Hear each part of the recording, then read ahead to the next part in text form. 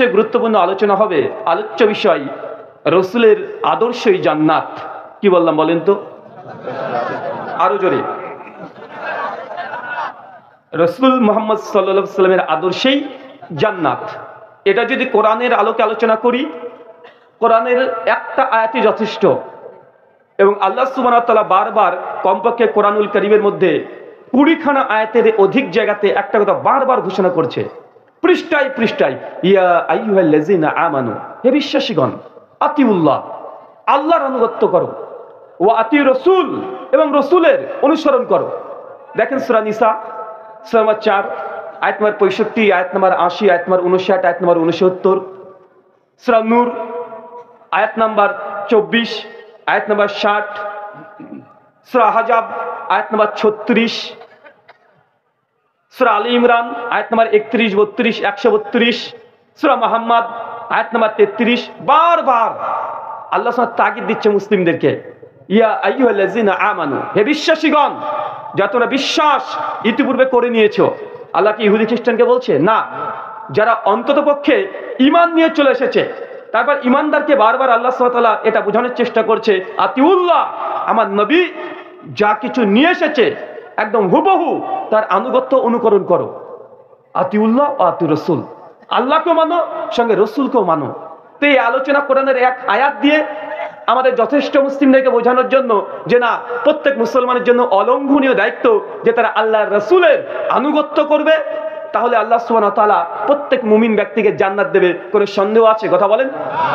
কিন্তু এই কথাগুলোই যদি একজন অমুসলিম হিন্দুর কাছে গিয়ে আপনি বলেন, ভাইজান দেখেন কোরআনে কি বলছে, কি বলছে, যে কোরআন বলছে আল্লাহকে মানতে হবে আর নবীর আনুগত্য করতে হবে, তবেই জান্নাত যাবেন, নচেত যেতে পারবেন না। একজন অমুসলিম, একজন হিন্দু, একজন সনাতনী, সে কি আপনার এই কোরআনের এই কথা সে গ্রহণ করবে? কথা বলেন না।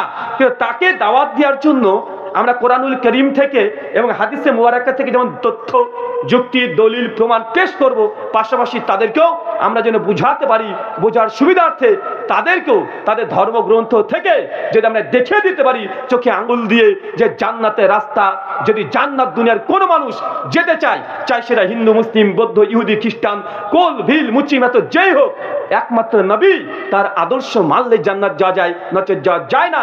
বা এটা সহজ হবে না? চলেন, কোরআনুল কারীম থেকে 3টি আয়াত পাঠ করেছি, হাদিসে মুবারাকা থেকে একটা হাদিসও পাঠ করেছি। এখন অমুসলিমকে বুঝাবো কিভাবে যে আমাদের নবীর আদর্শে জান্নাত আছে। দুনিয়ার কোনো মানুষ জান্নাতের রাস্তা দেখাতে পারে না, অনেকে দাবি করতে পারে। এই ব্যাপারে ভবিষ্য পুরাণ, হিন্দুদের 18খানা মহাপুরাণ আছে, তাহলে ভবিষ্য পুরাণ 7 নম্বর পুরাণ। ভবিষ্য পুরাণ প্রতিসর্গ পর্ব 3, খণ্ড 3, অধ্যায় 3, শ্লোক 5 থেকে 8 এবং 26, 27, টোটাল 27খানা মন্ত্র আছে। এই মাত্র 8খানা মন্ত্র বা শ্লোক আপনার সঙ্গে পাঠ করব, আর এই কোরআনের আয়াত, এই মন্ত্রের আলোকে ইনশাআল্লাহ আলোচনা বোঝানোর চেষ্টা করব আল্লাহ নবীর আনুগত্যই মানুষ জান্নাত যেতে পারে, বিকল্প কোনো পথ নেই। মন্ত্র বলছে, এত স্মৃণ তরে মিলেচ্ছাচার নিয়া সমান্বিতাঃ মহামাদৈতি খ্যাত শিষ্য শাখা সমান্বিতাঃ রূপশ্চৈব মহাদেবাং মরুস্থলা নিবাসিনাম পঞ্চগর্ভ সমান্বিতাঃ চন্দনাদিবর ভচ্চতুষ্ট মনুষ্যহরাম নমস্তে গিরিজান্নাথ প্রভু নিবাসিনে ত্রিপ্রাসুর নশায়া বহুময়া পবর্তনে লিঙ্গোচ্ছেদশিকাহি নমস্তে শ্রীধারিণী দূষকা উচ্চলাপি সর্বভোক্ষী ভবিষ্যতি জনমামা। মন্ত্রের আগামাথা কিছু বুঝেছেন? কিছু বুঝেননি? ভাবলেন যে মৌলানা সাহেব এখন ঠাকুর হয়ে গেল, কি ব্যাপার? ইনশাআল্লাহ এই মন্ত্রের মধ্যে রহস্য লুকিয়ে আছে। এই মন্ত্র দিয়েই গোটা বিশ্ব জগতে কমপক্ষে 100 কোটি অমুসলিম হিন্দু দাদারা আছে, তাদেরকে আপনি দাওয়াত দিয়ে ইসলাম যে সত্য দিনুল হক, এই ধর্মে আপনি নিয়ে আসতে পারেন। তার জন্য কিছু মন্ত্র থেকে যা পড়েছি এটা শেষের দিকে গিয়ে আপনার সামনে অনুবাদ করে ইসলাম এবং হিন্দুইজম দুটো জিনিসকে বোঝানোর চেষ্টা করবো ইনশাআল্লাহ। আলোচ্য বিষয় রসুলের আদর্শেই জান্নাত। তবে যারা অডিয়েন্স আছেন, আজকে শ্রোতা মণ্ডলী আছেন, তাদের উদ্দেশ্য করে আল্লাহ সুবহানাহু ওয়া তাআলা কোরআনুল কারীমে কয়েকটা আয়াত বলেছে, এই আয়াতগুলো আগে বোঝার চেষ্টা করেন। সূরাতুল জুমার সূরা নম্বর 39 আয়াত নম্বর 18 আল্লাহ বলছেন, আল্লাযীনা ইয়াসতামিউনাল কওল ফায়াত্তাবিউনা হাসানা উলাইকা আল্লাযীনা হাদাহুমুল্লাহ ওয়া উলাইকা হুম উলুল আলবাব। বাংলা মানে আল্লাযীনা ইয়াসতামিউনাল কওল, যারা মনোযোগ সহকারে কথা শ্রবণ করে। আল্লাহ কি বললো বলেন তো, আরো জোরে বলেন, আল্লাযীনা ইয়াসতামিউনাল কওল, যারা মনোযোগ সহকারে কথা শ্রবণ করে। কথা শোনার সময় যদি মন এদিক ওদিক চলে যায়, জোর করে মনটাকে এখানে বেঁধে রাখতে হবে। আশেপাশে মানুষের সঙ্গে কথা বলা যাবে না। কেনাকাটা যা হয়েছে সমস্ত ব্যস্ততাকে বন্ধ রেখে আলোচনাতে মনোযোগী হতে হবে। এটা আল্লাহর কোরআনের দাবি। বা আমরা কোরআন মানি কি মানি না, কথা বলেন। আল্লাহ সুবহানাহু ওয়া তাআলা বলছেন এটা আল্লাহর দাবি, আল্লাযীনা ইয়াসতামিউনাল কওল, যারা মনোযোগ সহকারে কথা শ্রবণ করে। তারপরে কি করে, ফায়াত্তাবিউনা আহসানা, এই শোনার পরে যেটা সবচেয়ে উত্তম, আহসান, গুড, বেটার, বেস্ট, সবচেয়ে যেটা ভালো জিনিস, ভালো কথা আজ আলোচনা থেকে হবে। ফায়াত্তাবিউনা আহসানা, যারা অনুগত্য করবে, অনুসরণ করবে, গ্রহণ করে নিবে। আপনার বিরুদ্ধে হলেও যদি আহসান কোনো ভালো কথা পান, আপনাকে গ্রহণ করার মতো হৃদয়, মন সব খোলা রাখতে হবে। রাজি তো ইনশাআল্লাহ? যদি আপনার বিরুদ্ধে যায়, যদি আপনার বাবার বিরুদ্ধে চলে যায়, যদি প্রতিবেশীর বিরুদ্ধে চলে যায়, মানতে রাজি তো? আল্লাহ কোরআনে বলছেন ফায়াত্তাবিউনা আহসানা, সবচেয়ে উত্তম যেটা সেটাকে গ্রহণ করতে হবে। এখন আপনি সাধারণ জনগণ, আপনি কিভাবে বুঝবেন উত্তম কোনটা? আমি একটা গজল করব, এটাই কি উত্তম? আমি ভালো ভালো দু চারটে কথা বলবো, এটাই কি উত্তম? জি না। আমি যদি ব্যক্তিগত কোনো কথা বলি, আমার কথার 5 পয়সা মূল্য নেই। কিন্তু আমি যদি কোরআন বা হাদিস থেকে কথা বলি, এটাকে মানতে বাধ্য কি বাধ্য নয়? আল্লাহ বলছেন আহসানা, উত্তম জিনিস গ্রহণ করবে। উত্তমের ব্যাখ্যা স্বয়ং আল্লাহ নবী তিনি হাদিসে বলে গেছেন। সহিহ মুসলিম হাদিস নাম্বার 850, আল্লাহ নবী বলছেন ফাইন্না খায়রাল হাদিসি কিতাবুল্লাহ, সবচাইতে উত্তম কথা, খায়রাল হাদিসি কিতাবুল্লাহ, সবচেয়ে উত্তম কথা কার? আল্লাহ সুবহানাহু ওয়া তাআলা। তাহলে বোঝা গেল আজকের এই আলোচনার সভা থেকে, কোরআন থেকে যদি কোনো কিছু পান, এটা আপনার বিরুদ্ধে গেলেও আপনাকে মানতে হবে, মন খোলা রাখতে হবে, এমন হৃদয়, এমন মন নিয়ে বসে থাকতে হবে। ফাইন্না খায়রাল হাদিসি কিতাবুল্লাহ ওয়া খায়রাল হাদিউ মুহাম্মাদুর সাল্লাল্লাহু আলাইহি সাল্লাম। আর তারপরে সবচেয়ে উত্তম কথা আমার নয়, কার? মুহাম্মদুর রাসূলুল্লাহ সাল্লাল্লাহু আলাইহি সাল্লামের। মানে কোরআন এবং হাদিসের যদি পক্ষে আপনার কোনো আমল মিলে যায়, আলহামদুলিল্লাহ। আর এমন কিছু কর্ম করছেন, এমন কিছু বিশ্বাস আছে যেটা কোরআন সুন্নাহর বিরুদ্ধে চলে গেছে, নবীর বিরুদ্ধে চলে গেছে, কোরআনের বিরুদ্ধে চলে গেছে, সেই আমলটা করাটা যাবে না। কথা কি বুঝতে পারছেন? আচ্ছা, কে কে বুঝতে পারছেন একটু হাত তোলেন তো। দেখেছেন হাত তুলেছে? কি প্রশ্ন করেছি? বললাম কে কে বুঝতে পারছেন না তারা হাত তোলেন। কারা হাত তুলেছে দেখেছেন? বেশিরভাগ মানুষ হাত তুলে বসে আছে। কেন? হুজুরটা খারাপ জিনিসে হাত তুলতে বলবে না, এটা ধারণা হয়ে গেছে। এই যে আমি একটু আগে কোরআনে একটা পাঠ করলাম, কি সূরা জুমারের 39 নম্বর সূরার 8 নম্বর আয়াত, আল্লাযীনা ইয়াসতামিউনাল কওল, মনোযোগ সহকারে কথা শুনেন। শুনেনি নি অর্ধেক? আমি অর্ধেক বলেছি, তাই হাত তুলে বসে আছেন। আমল হলো? কথা বলেন? এতের উপর আমল করেছেন? দেখেন মুসলমান, এখনই কোরআনের আয়াত পাঠ করলাম, শেষ হয়নি এখনো পাঠ করা। তারপর আমরা অর্ধেক শুনে আমরা হাত তুলে বসে আছি। মনে রাখবেন, না জানার চাইতে ভুল জানা এটা অধিক বড় ভয়ঙ্কর ক্ষতি ডেকে আনে। না জানাটা অতটা ক্ষতি নয়, কিন্তু ভুল জানাটা এটা বেশি ক্ষতি। কি ক্ষতি নয়? কথা বলেন। একজন ব্যক্তি আল্লাহকেও সিজদা করে না, গায়রুল্লাহকে সিজদা করে না, মানুষকেও করে না, মাজারেও করে না। একজন ব্যক্তি কাউকে সিজদা করে না। আর একজন ব্যক্তি আছে, ও আল্লাহকে সিজদা করে, দরগাকেও করে, দুর্গাকেও করে। এমন কোন ব্যক্তি ভালো বলেন তো? জি, একজন ব্যক্তি কাউকে সিজদা করে না, ও আল্লাহকেও করে না, দরগাকেও করে না, দুর্গাকেও করে না। আরেকজন আছে, ও আল্লাহকেও করে, দরগাকেও করে, দুর্গাকেও করে। এমন কোন ব্যক্তি ভালো? যে ব্যক্তি কাউকেও করে না। কেন?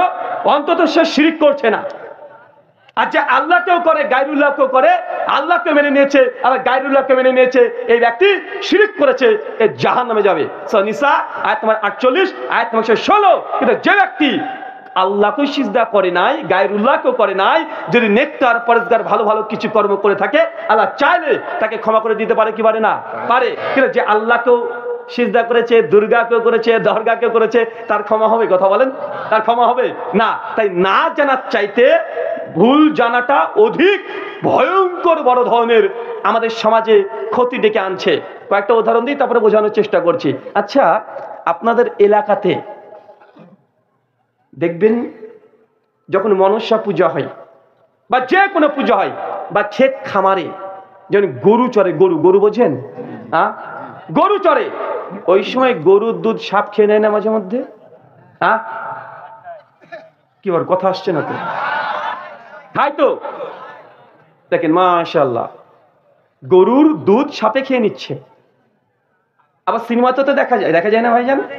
ওই যে কাউকে সাপে কেটেছে, সিনেমাতে দেখাচ্ছে যে তাকে সাপের সামনে একটা দুধ রেখে দিল, সাপে সে খেয়ে খুশি হয়ে গেল, তার বৃষ্টি নিয়ে পালিয়ে গেল। দেখা যায় না ভাইজান? জি, ও কি বলছে, সাপ দুধ খায় না। আচ্ছা, আপনি কি জানেন সাপ কেন সাপের 14 গোষ্ঠী দুধ খেতে পারবে না? কেন? সাপের শরীরে তার বায়োলজিক্যাল, তার শরীরে যে এনজাইম তৈরি হয়, সেই এনজাইম দিয়ে দুধকে হজম করা সম্ভব নয়। ওকে যদি জোর করে দুধ পান করে দেন, 2-4 ঘন্টা পরে ও মৃত্যুবরণ করবে। জোর করলেও সাপকে দুধ খাওয়াতে পারবেন না। ওই যে সিনেমাতে দেখি যে, ওই যে না জানা, আগে বলেছি যে আপনাকে, না জানার চাইতে জানবেন না এটা ভালো, কিন্তু ভুল জানা ব্যক্তিকে সংশোধন করা খুব কঠিন, অনেক বড় কঠিন। কিন্তু যা জানে না তাকে বোঝানো সহজ। দেখবেন আমাদের হুজুররা আছে, অনেক চাচার বয়সের মানুষরা আছেন যাদের সূরাতুল ফাতিহা ছোটবেলায় শিখেছিল, বাংলা উচ্চারণ পড়ে পড়ে এমন আজব আজব সূরা ফাতিহা ধরে শিখে নিয়েছে। এখন যদি পৃথিবীর সবচেয়ে বড় কারিকে যদি বসিয়ে দেওয়া হয় ওই চাচাকে সূরাতুল ফাতিহা বিশুদ্ধ হয়ে শিক্ষানোর জন্য, চাচার 14 গোষ্ঠী পার হয়ে যাবে। পারবে না? তো পারবে? কথা বলেন। কিন্তু একজন জানেই না, ও সূরা ফাতিহা শিখেইনি, ওকে শেখান।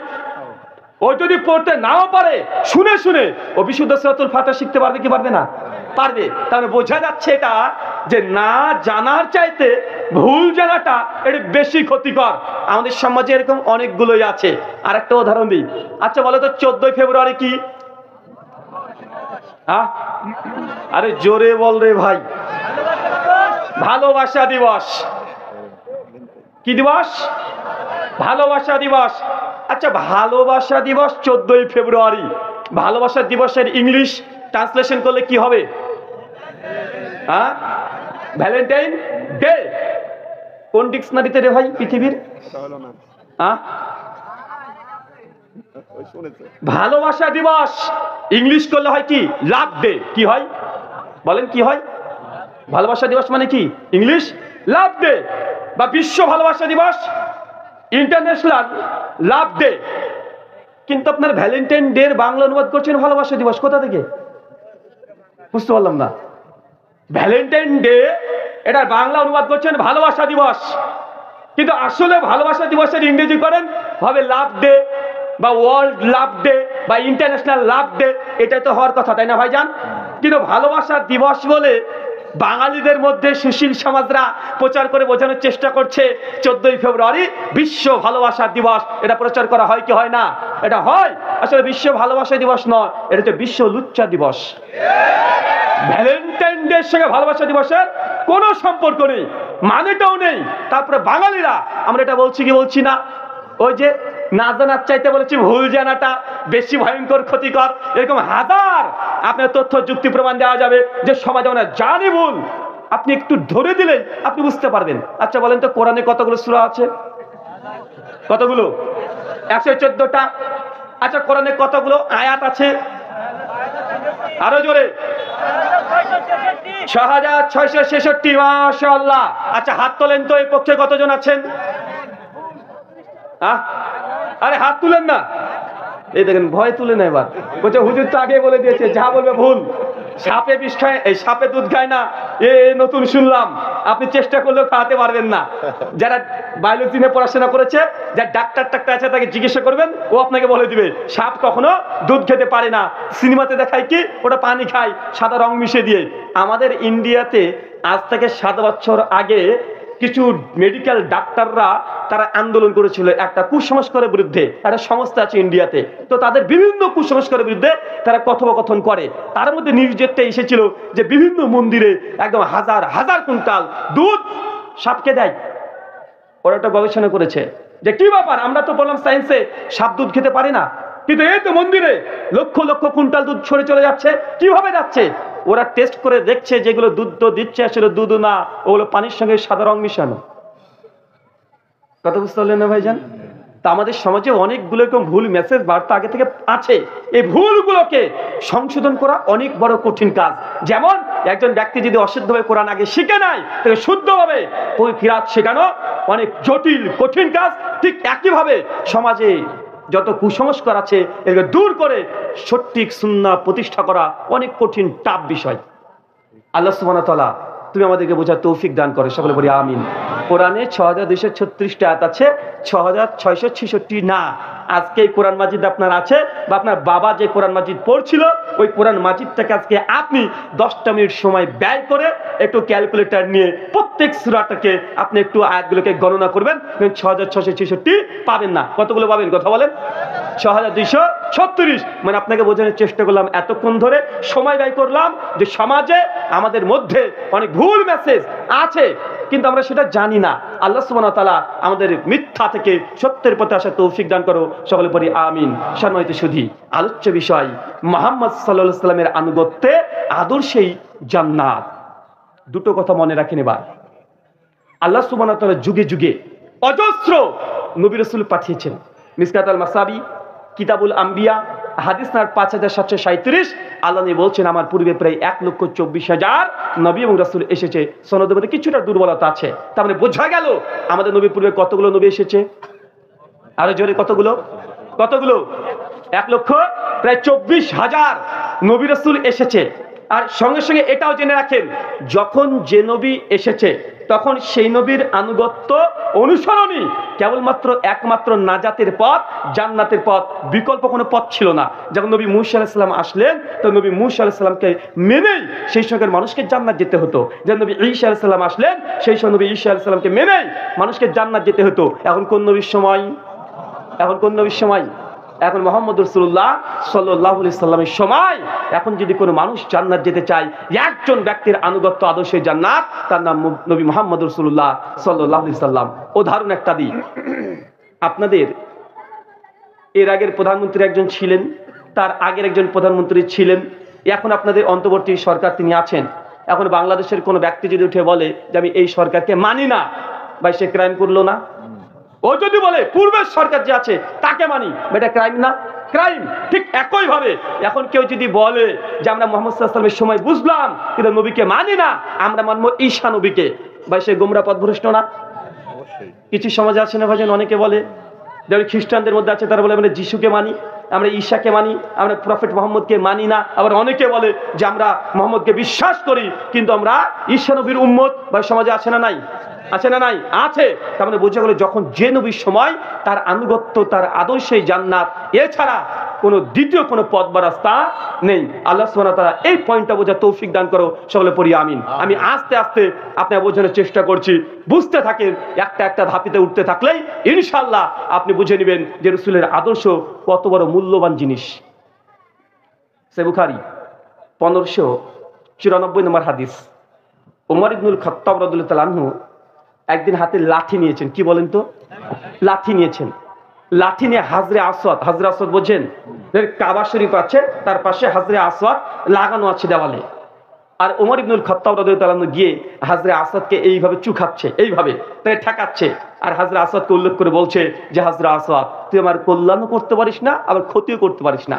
তোকে যে চুম্বন দিলাম তুই ভাবিস না তোর সম্মানের জন্য, তোকে এই জন্য চুম্বন দিয়েছি যে আমার নবী মুহাম্মদ রাসূলুল্লাহ সাল্লাল্লাহু আলাইহি সাল্লাম তিনি চুম্বন করেছেন, এই জন্য তোকে আমি চুম্বন দিলাম। তুই আমার কল্যাণও করতে পারিস না, ভালোই করতে পারিস না। মানে সাহাবীদের মধ্যে নবীকে মানার জজবা দেখেছেন। সহিহ বুখারী হাদিস না 2552। আল্লাহ নবী বলছেন, আনাস বিন মালিক রাদিয়াল্লাহু তাআলা আনহু রাসূলের প্রায় 10 থেকে 12 বছর খাদেম ছিলেন। আনাস বিন মালিক বলছেন একদিন রাসূল সাল্লাল্লাহু আলাইহি ওয়াসাল্লামের সঙ্গে একটা দাওয়াত পেলাম। একটা দর্জি, দর্জি বোঝেন, ওই যে সেলাই করে, ওইটা দাওয়াত পেলাম। আমরা তখন তার সঙ্গে দাওয়াত খাওয়ার জন্য আল্লাহ নবীর সঙ্গে ওই দর্জির বাড়িতে গেলাম।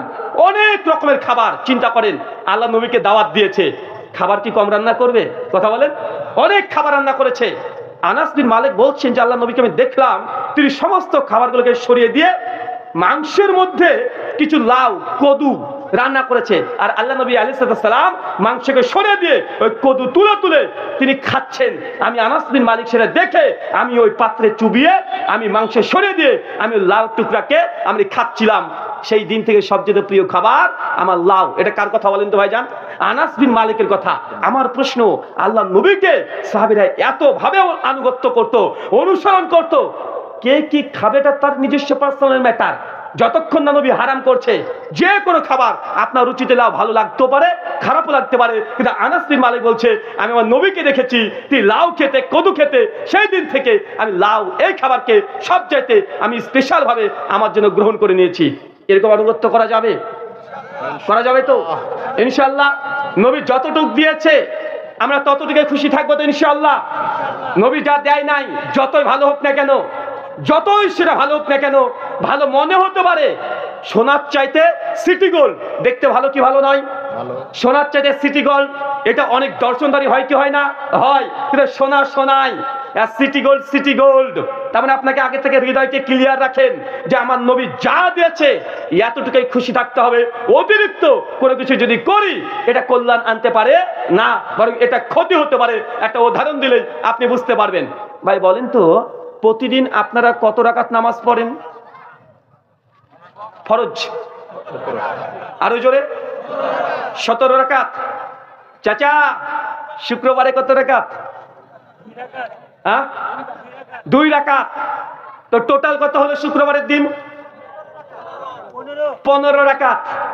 এখন কোন ব্যক্তি যদি বলে ভাইজান নামাজ পড়া তো ভালো কাজ, কে একজন বলল যে নামাজ পড়া তো ভালো কাজ, চলেন আজকে জুমার দিন আমরা 2 রাকাত নয় 4 রাকাত নামাজ পড়াবো। ভাই তার পেছনে নামাজ পড়বেন কে কে? একটু হাত তোলেন তো।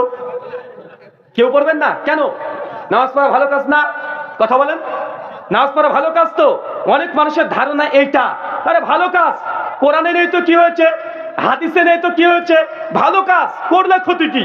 এটা আমরা নিজেরা যুক্তি তৈরি করে নিয়েছি।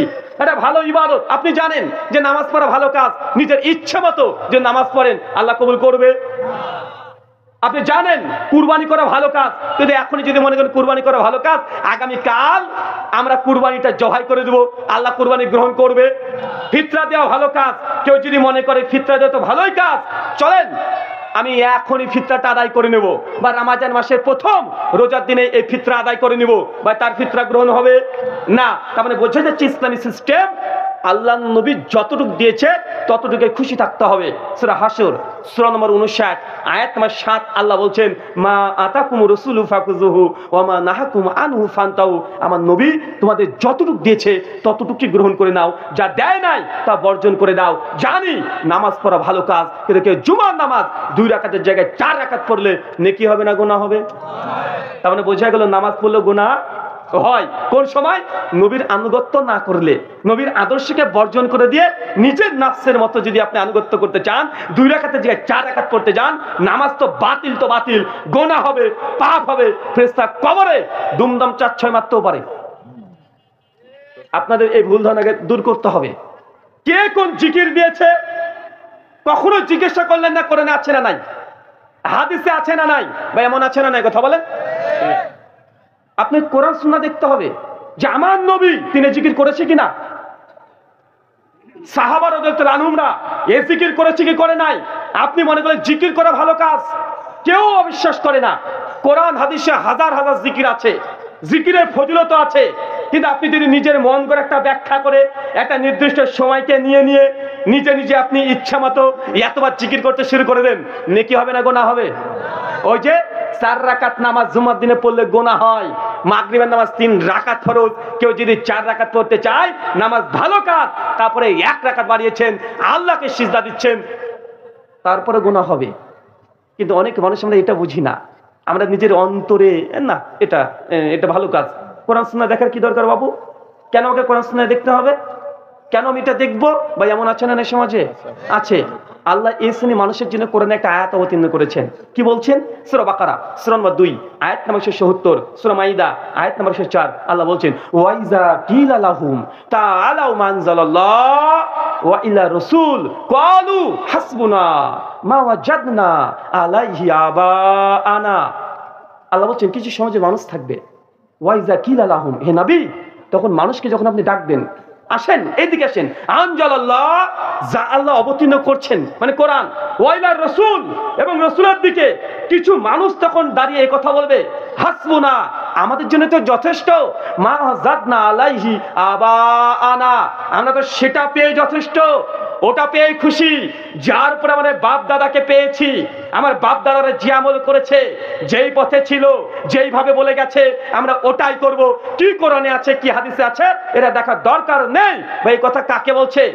কাকে বলছে? আল্লাহ কোরআনে সূরা বাকারা ৭০ নম্বর আয়াতে বলছে, এই শ্রেণী মানুষ সর্বদা থাকবে যাদেরকে বলা হবে কোরআন এবং নবীর দিকে আসো, তারা একটা কথা বলবে, মা জাদনা আলাইহি আবাআনা, আমরা তোমার বাপ দাদার ধর্মকে পেয়েছি, এটাই মানবো। বা এরকম সমাজে মানুষ আছে না নাই?